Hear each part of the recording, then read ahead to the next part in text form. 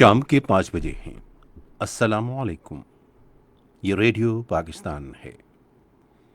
نعیم زبیری سے خبریں سنیے۔ پہلے اہم خبروں کا خلاصہ۔ صدر نے عالمی برادری پر زور دیا ہے کہ وہ بھارت کے غیر قانونی زیر تسلط جموں و کشمیر میں بھارتی مظالم کا نوٹس لے۔ وزیر خارجہ نے کہا ہے کہ بھارتی ہندتوا نظریہ اور بھارت کے غیر قانونی زیر تسلط جموں و کشمیر میں یک طرفہ غیر قانونی اقدامات سے پورے خطے کو خطرہ لاحق ہے۔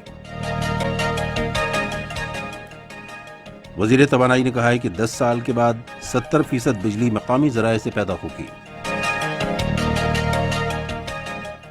آج افغانستان کے مشرقی صوبے غزنی میں دہیک ضلعی آفس کو ایک خودکش کار بم کا نشانہ بنایا گیا، جس کے نتیجے میں افغان نیشنل سیکیورٹی فورس کے 3 اہلکار ہلاک ہو گئے۔ اور اب خبریں تفصیل کے ساتھ۔ صدر ڈاکٹر عارف الوی نے عالمی برادری پر زور دیا ہے کہ وہ بھارت کے غیر قانونی زیر تسلط جموں و کشمیر میں بھارتی مظالم کا نوٹس لے۔ انہوں نے ان خیالات کا اظہار بین الپارلیمانی یونین کی صدر گیبریلا کیواس بیرن کے ساتھ آج اسلام آباد میں گفتگو کرتے ہوئے کہی۔ صدر ڈاکٹر عارف الوی نے کہا کہ بھارت کے غیر قانونی زیر تسلط جموں و کشمیر کے لوگوں کو شدید مشکلات کا سامنا ہے، کیونکہ بھارت نے مقبوضہ علاقے کے بے گناہ لوگوں کے خلاف ظلم و ستم کا بازار گرم کر رکھا ہے، جو اقوام متحدہ کی قراردادوں کی کھلم کھلا خلاف ورزی ہے۔ وزیر خارجہ شاہ محمود قریشی نے بین الپارلیمانی یونین کے صدر سے آج دفتر خارجہ اسلام آباد میں گفتگو کرتے ہوئے کہا کہ بھارت کے ہندتوا نظریات اور غیر قانونی طور پر بھارت کے زیر تسلط کشمیر میں یک طرفہ غیر قانونی اقدامات پورے خطے کے لیے خطرہ ہیں۔ شاہ محمود قریشی نے کہا کہ پاکستان اقوام متحدہ کی سلامتی کونسل کی قراردادوں کے مطابق مسئلہ کشمیر کا پرامن حل چاہتا ہے۔ انہوں نے کہا کہ غیر قانونی طور پر بھارتی زیر تسلط کشمیر کے نہتے شہری گزشتہ 1 سال سے کرفیو کی صورت میں بھارتی مظالم سہ رہے ہیں۔ وزیر خارجہ نے بین الپارلیمانی یونین اور عالمی برادری پر زور دیا کہ وہ نہتے کشمیریوں کو ان کا آئینی حق خود ارادیت دلانے اور بھارتی جبر و استبداد سے بچانے کے لیے آگے بڑھیں۔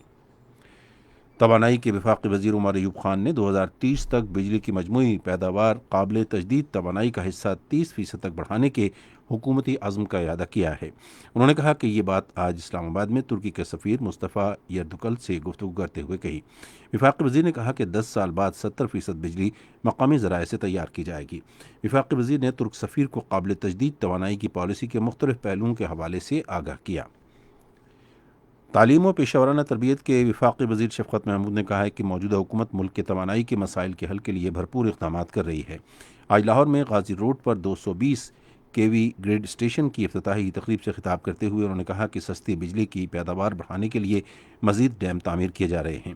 انہوں نے کہا کہ حکومت نے بجلی کی پیداواری لاگت میں کمی لانے کے لیے نجی بجلی گھروں کے ساتھ نیا معاہدہ کیا ہے۔ وزیر اعظم کے ڈلیوری یونٹ کو FBR کے افسران کی کارکردگی سے متعلق رپورٹ موصول ہو گئی ہے۔ رپورٹ کے مطابق FBR کے 10 اعلیٰ افسران کو ان کی ناقص کارکردگی پر ان کو سخت تنبیہ کی ہے اور انہیں خصوصاً عوام کی شکایات دور کرنے کے حوالے سے اپنی کارکردگی بہتر بنانے کی ہدایت کی گئی ہے۔ بس ریپڈ ٹرانزٹ پشاور کی فیڈر روٹس سروس حیات آباد کے علاقے سے فعال ہو گئی ہے۔ انتظامیہ کے مطابق یہ سروس حیات آباد کے 3 روٹس پر شروع کی گئی ہے۔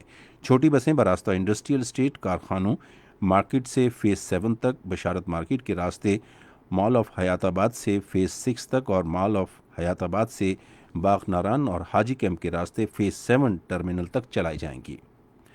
صدر عارف الوی اور وزیر اطلاعات سینیٹر شبلی فراز نے وزیر داخلہ اعجاز شاہ کے بھائی کے انتقال پر گہرے دکھ اور افسوس کا اظہار کیا ہے۔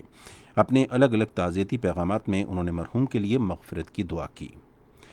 آج افغانستان کے مشرقی صوبے غزنی میں دہیک ضلعی آفس کو طالبان نے ایک خودکش کار بم دھماکے کا نشانہ بنایا، جس کے نتیجے میں افغان نیشنل سیکیورٹی فورس کے 3 اہلکار ہلاک اور 40 زخمی ہو گئے۔ دھماکے سے نشانہ بنائے گئے دفتر اور قریبی عمارتوں کو بھی نقصان پہنچا۔ فلپائن کے صوبے سلو کے شہر جولو میں آج 2 بم دھماکوں میں ایک خودکش بمبار سمیت 15 افراد ہلاک اور 75 زخمی ہو گئے۔ اسی کے ساتھ خبریں ختم ہوئیں۔ مزید خبروں اور تجزیوں کے لیے ہماری ویب سائٹ ہے radio.gov.pk اور فیس بک کے link radio Pakistan news official پر براہ راست ویڈیو سٹریمنگ بھی ملاحظہ کیجیے۔